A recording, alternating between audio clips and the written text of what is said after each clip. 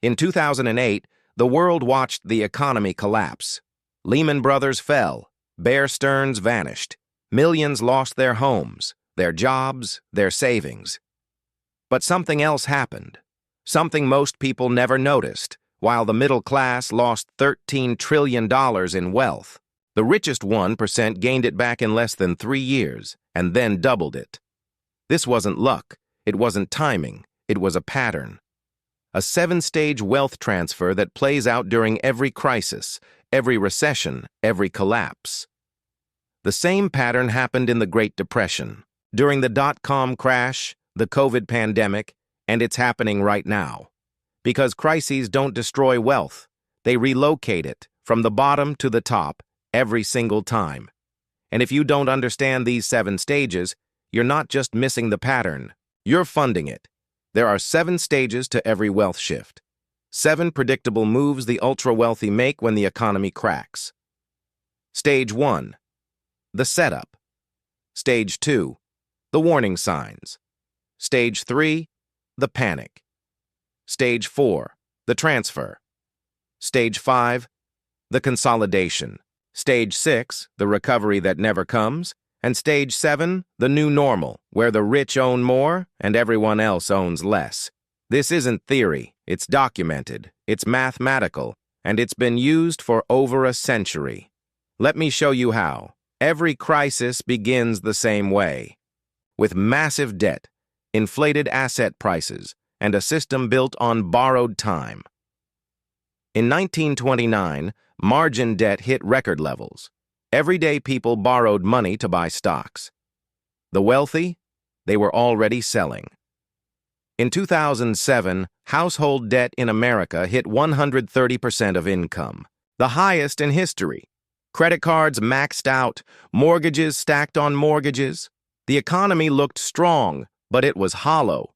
And the billionaires knew it, because they always know. They don't predict crashes. They create the conditions for them. By the time you hear, everything is fine, the setup is already complete. Stage 2 is where the cracks appear, but only if you're looking. In early 2008, Bear Stearns collapsed in March. The media called it an isolated incident. Federal Reserve Chairman Ben Bernanke said the subprime crisis was contained. 6 months later, the entire global financial system nearly died. The warning signs are always there. Insiders selling billion-dollar hedge funds quietly moving to cash. Private equity firms halting acquisitions. In 2000, Jeff Bezos sold $1 billion in Amazon stock before the dot-com crash. In 2021, Elon Musk sold $16 billion before the tech sell-off. They don't announce it. They just move. And by the time the public notices, Stage 3 has already begun. This is the part everyone remembers. The collapse. The headlines. The fear. In 1929, the stock market lost 89% of its value. Families lost everything. In 2008, Lehman Brothers filed for bankruptcy on a Monday morning. By Friday, the global banking system was on life support. During COVID, in March 2020, the stock market had its fastest crash in history, 34% in 3 weeks. Unemployment hit 14.7%. Businesses shut down, savings evaporated. This is when normal people sell, out of fear, out of necessity. They liquidate retirement accounts, sell their homes at a loss, cash out investments just to survive. But the billionaires, they do the opposite. Stage 4 is the most important. This is where wealth doesn't disappear. It transfers. In 2008, while foreclosures hit record highs, private equity firms bought hundreds of thousands of homes. Blackstone alone spent $10 billion, buying houses for 30 cents on the dollar. In 2020, during the pandemic, Jeff Bezos gained $70 billion in 7 months. Elon Musk added $140 billion, while 40 million Americans filed for unemployment. The pattern is always the same. Assets crash, the middle class sells, the wealthy buy. Not with their own money, with leverage.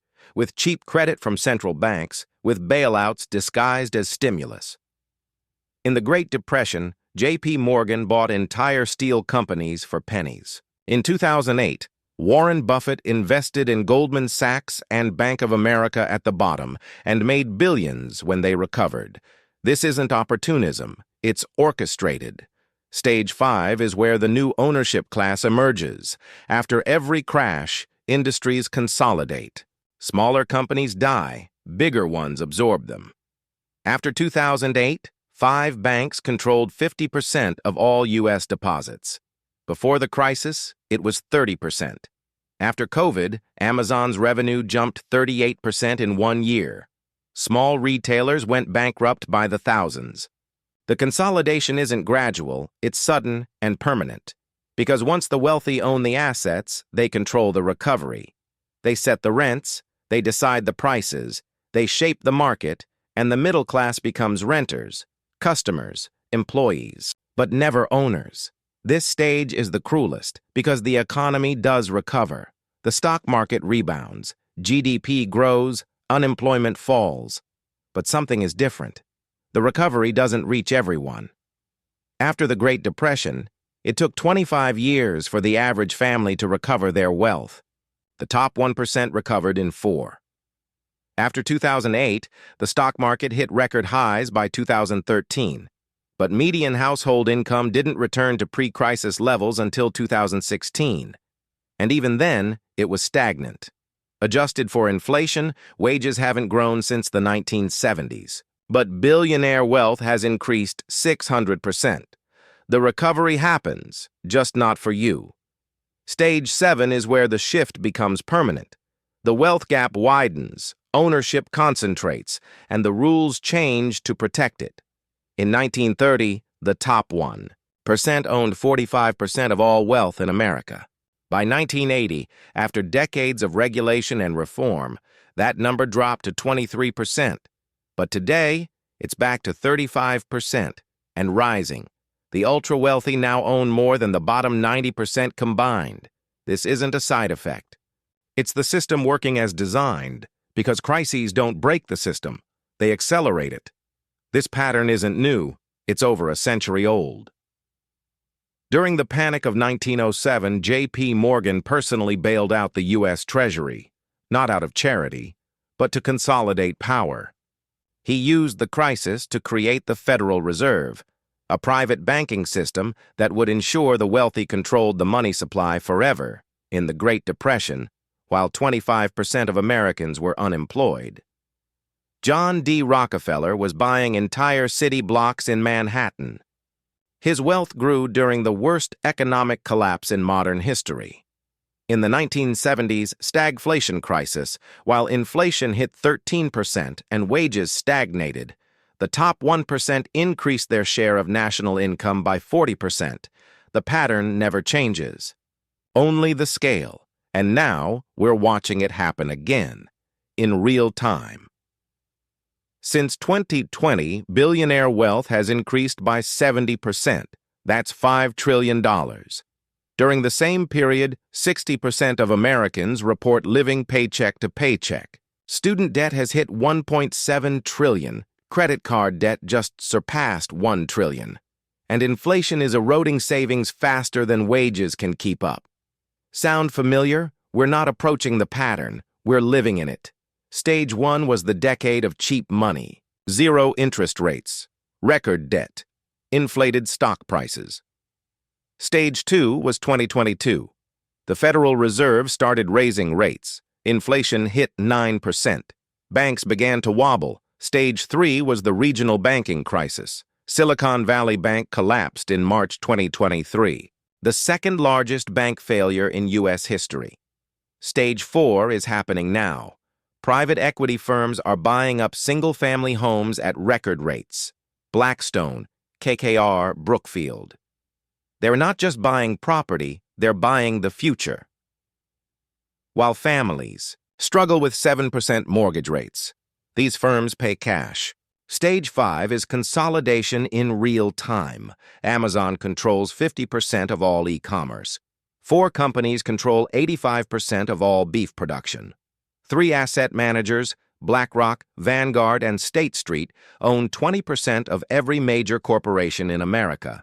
We are in the middle of the greatest wealth transfer in modern history, and most people don't even see it. Here's the part that keeps me up at night. This isn't a conspiracy, it's math. When the wealthy control the assets, they control the recovery. When they control the recovery, they control the future. And when they control the future, the cycle repeats. Because the system isn't broken, it's working exactly as intended. Every bailout benefits the top. Every stimulus inflates assets the rich already own. Every crisis consolidates power, and every recovery leaves the middle class further behind. This isn't a prediction, it's a pattern, and patterns don't break.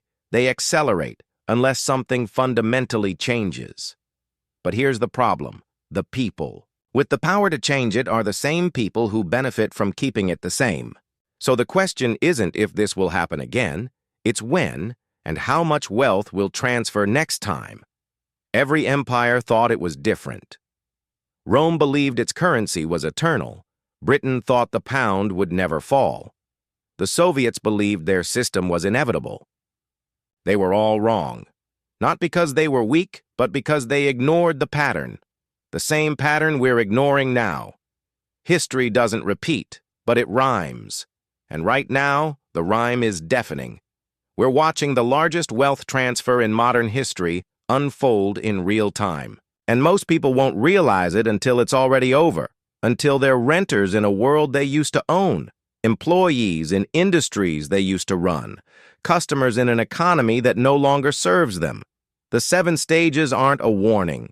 They're a playbook, and the game has already begun. The only question left is this: will you see the pattern before it's too late, or will you be another statistic in the greatest transfer of wealth the world has ever seen?